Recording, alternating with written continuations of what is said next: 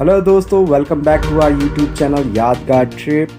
पिछली वीडियो हमने दिल्ली टू मनाली करी थी और इस वीडियो में हम चलेंगे मनाली टू काजा। और आपकी पिछली वीडियो का आपने जो इसका प्यार दिया, मैं आपका सभी लोगों का धन्यवाद करता हूँ और उसका थैंकफुल करता हूँ कि आपने उस वीडियो को बहुत बहुत प्यार दिया। अगर आप इस चैनल पे नए हैं तो ज़रूर इस चैनल को लाइक, शेयर एंड सब्सक्राइब करें।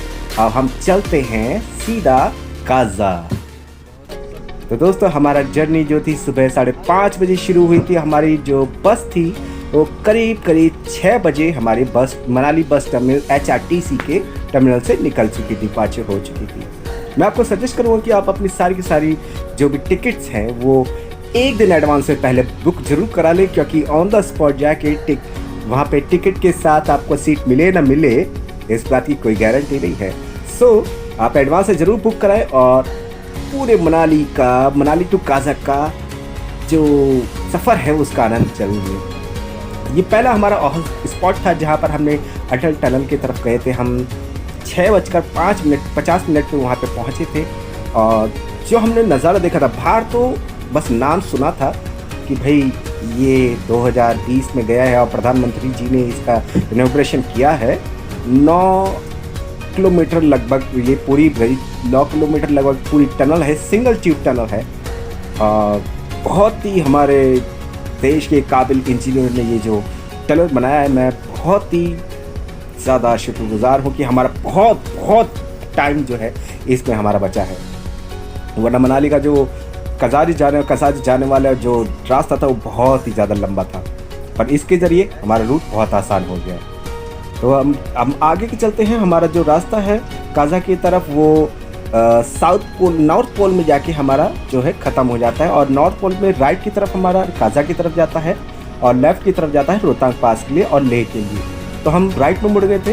राइट में मुड़ते हुए हमारे जो पहाड़ थे ग्रीन थे। लगभग मनाली से जब तक हम काजा पे द मिड में नहीं पहुँचे तब तक हमारे ग्रीन ही थे। और जब हम चलते जा रहे थे तो हमारे जो अटल टनल के बाद जो पहला स्पॉट था जो हमारी बस रुकी थी वो रुकी थी हमारी कोकसार में। ये हमारे प्रदीप भाई हैं और ये बता रहे हैं कि यहाँ पे बहुत अच्छा स्पॉट है। इन भाई को भी देख के मज़ा आ गया था, क्योंकि ये मेरे साथ पहली बार जा रहा था। इनका एक्साइटमेंट इतना ज़्यादा था कि मैं भी कुछ समझ नहीं पा रहा था। इन भाई को तो ऑलमोस्ट सीट ही नहीं मिली थी। तो मैं भी यही सजेस्ट करूँगा, बार बार यही कहूँगा कि आप अपनी एडवांस में बुक ज़रूर करा लें सीट। तो ये हमारा पहला हॉटस्पॉट था कोकसार का। लगभग मेरे को सही से याद नहीं है, पर हाँ जो भी हमने कहा वहाँ पर हमने नाश्ता किया, सुबह का चाय पराठा खाया और ये थोड़ी सी फ्रूटी माज़ा हमने पिया। उसके बाद कुछ पिक्स क्लिक करें प्रदीप भाई के और ये हमारे शंकर भाई, इन्होंने भी अपना बहुत इन्जॉय किया। इनका भी मेरे साथ फर्स्ट टाइम था। मेरे फ्रेंड्स का, हमारा सब लोगों का फर्स्ट टाइम था। उसके बाद हम आगे की तरफ चल पड़े थे। यकीन मानिए दोस्तों, कोकसार से आगे जब हम निकले थे तो वहाँ का जो बस का चलने का ढंग जो था हमारा बहुत ही ज़्यादा डेंजरस था, क्योंकि वहाँ पर सारा का सारा जो था कच्चा रास्ता था, यानी उबड़ खाबड़ था। इतना ज़्यादा उबड़ खाबड़ था कि बस बहुत ही ज़्यादा टिल्ट हो जाती थी कई बार। और कई जगह ऐसी थी पत्थर आ रहे थे कि पहाड़ी पत्थर, जिसमें कि बस को डाइवर्ट करना पड़ रहा था। मतलब कुछ ज़्यादा ही कट मारने पड़ रहे थे। और ऐसा हमारे साथ बैठे जो बस ड्राइवर थे, मैं उनको सल्यूट करता कि वो ऐसे जगह पर इतनी बढ़िया तरीके से हम लोगों को सफ़र को ले चले। और कोकसार से आगे कोकसार से भी इतनी ज़्यादा आगे की तरफ हमें काजा की तरफ ले चले।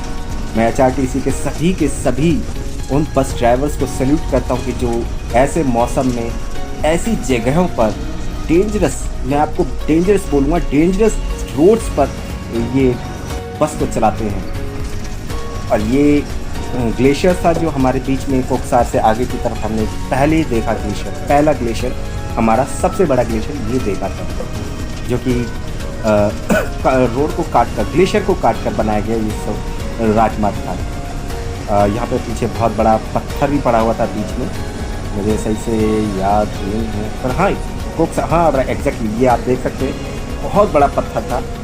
बीच में से ऊपर से पहाड़ी से गिरता हुआ आया था, पहाड़ से गिरता हुआ आया था। और ऐसे पत्थर आपको आगे जाके बहुत मिलेंगे। हम यहाँ पे पहुँचे थे 11:55 पे बातल में, जहाँ पे फेमस चाचा चाची रेस्टोरेंट आपको ज़रूर मिलेगा और ऑस्पिस में ज़रूर जाए।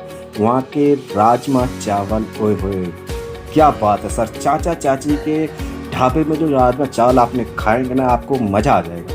मतलब पूरी जर्नी का जो सुकून यहाँ पर आधे रास्ते पे, शायद आधा रास्ता भी था यार, क्या था मुझे याद नहीं है, आधा रास्ते पे थे शायद, आधा रास्ता में नहीं थे हम, उससे पहले थे। तो वहाँ पर जो हमने खाया और इन्जॉय किया, सच पूछिए बहुत ही अच्छा था। ये एक हमारे भाई थे, कहाँ से थे, कोरिया से, नॉर्थ कोरिया से थे, सॉरी साउथ कोरिया से। इनका नाम बैन था, इनकी एक अलग से अपना यूट्यूब चैनल भी है, बैन स्ट्रिप्स के नाम से। आप ज़रूर लाइक एंड शेयर सब्सक्राइब ज़रूर करें। बातल से होते हुए हम आगे की तरफ गए थे और हमारी जर्नी और ज़्यादा उबड़ खाबड़ हो गई थी, बहुत ही ज़्यादा। मैं आपको एक इंसिडेंट बताना चाहता हूँ कि बातल से पहले कोकसार और बातल के जो बीच का जो हिस्सा था हमारे, एक जगह ऐसी इतना ज़्यादा डेंजरस था, इतना ज़्यादा कच्चा रास्ता था कि हमारी बस ऑलमोस्ट 2 टायर पे एंड टिल्ट हो गई थी एकदम बैलेंस करके। और हमारे जो इंटेंशन, वो जो हमारा एक्सप्रेशन था ना, सबकी हालत ख़राब हो गई थी कि अब बस पलट ही, ऑलमोस्ट पलट ही जाती। कि मैं फिर दोबारा से HRTC के बस ड्राइवर का सैल्यूट करता हूँ कि उन्होंने इतनी बहुत ही अपने ड्राइवर का बहुत ही सही इस्तेमाल करते हुए हम सबको वहाँ से निकाला। सच में रियली बहुत डेंजरस है कि अगर आप वहाँ पर जाएं तो बहुत ही ज़्यादा डेंजरस है। और लगभग हम 1 बजे के लगभग हम कुमसुम पास की तरफ पहुँचे थे। कुमसुम पास आई थिंक यही है जो कि मिडवे है काजा और मनाली का मिडवे, यानी कि बीच में, मतलब I think almost half journey हमारी यहाँ पर कंप्लीट हो गई थी। जो मेरे साथ बैठे एक लेडी कांस्टेबल थी, उन्होंने मुझे बताया था कि ये यहाँ का मिडवे है, ऑलमोस्ट नहीं, मतलब हाँ इतना ही है। यहाँ पर कुछ हमारे बस जो थी लगभग 15-20 मिनट के लिए रुकी थी और यहाँ का नज़ारा देख के तो बस यहाँ पर आके ग्रीनरी वैसे कम हो गई थी, लेकिन जैसे जैसे हम आगे कासा की तरफ बढ़ रहे थे, हाइट पर जा रहे थे, एक दबाव पड़ रहा था, एक ग्रेविटेशनल फोर्स था जो कि हम पता लग रहा था कि हम समुद्र तल से कितना ऊंचे हैं। एक होता है ना किसी भी चीज़ में, वो सही से मैं उस चीज़ को एक्सप्रेशन नहीं कर पा रहा हूँ, पर हाँ बहुत ही अच्छा था, बहुत ही अच्छा नज़ारा था वहाँ के। आप भी देख सकते हैं, जैसे कि मैं पूरा वीडियो को शूट कर रहा था।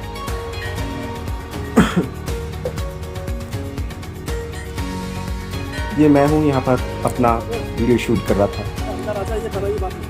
वीडियो के आगे जाते हमने बहुत सारी फ़ोटोज़ भी ली, पिक्चर्स भी खींची और हमारी वीडियो यहाँ पे ये और ऑलमोस्ट कंप्लीट हो ही गई थी, क्योंकि ऑलमोस्ट कंप्लीट ही यही बोलूँगा, क्योंकि यहाँ पर क्या हुआ था, हमारा सबकी बैटरीज़ वगैरह हम सुबह जल्दी में हुए और बैटरी फ़ोन चार्ज करना हम सही से नहीं चार्ज कर पाए। तो जहाँ तक हो सका था हमने इसमें कवर करने की कोशिश करी और उसके बाद हमने बहुत ज़्यादा कोशिश करा कि हम आगे भी कवर कर पाए, लेकिन वो फ़ोटोज़ तो आगे थी लेकिन वीडियोज़ नहीं बन पा रही थी, क्योंकि बहुत ही ज़्यादा ऊबड़ खाबड़ जगह थी, डेंजरस थी हमारे लिए और वो उसको वीडियो को बनाना बहुत ही ज़्यादा मुश्किल था।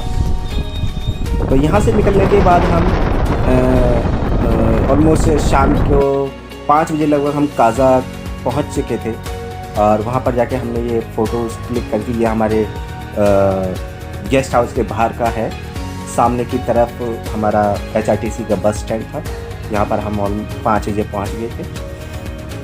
और ये हमारे गेस्ट हाउस के टाशीलिंग गेस्ट हाउस है, वहाँ का बिल्कुल पास में है, आप किसी से ही पूछ सकते हैं। काजा HRTC के बस स्टैंड के बिल्कुल सामने की तरफ है, सॉरी सामने नहीं, आप अंदर की तरफ जाएंगे मार्केट की तरफ तो वहाँ पे टाशीलिंग है, आप आसानी से उसे ढूंढ सकते हैं। और अगर हम मिलेंगे अगले एपिसोड में, यानी कि फुल डे काजा ट्रिप के बारे में आपको पूरा डालूंगा और आप ज़रूर देखिएगा। और अगर आपने अभी भी हमारे चैनल को लाइक शेयर एंड सब्सक्राइब नहीं किया है तो जल्दी से जाइए और बेल आइकन को दबाइए और जल्दी से सब्सक्राइब कीजिए। सो गुड बाय, शब खैर।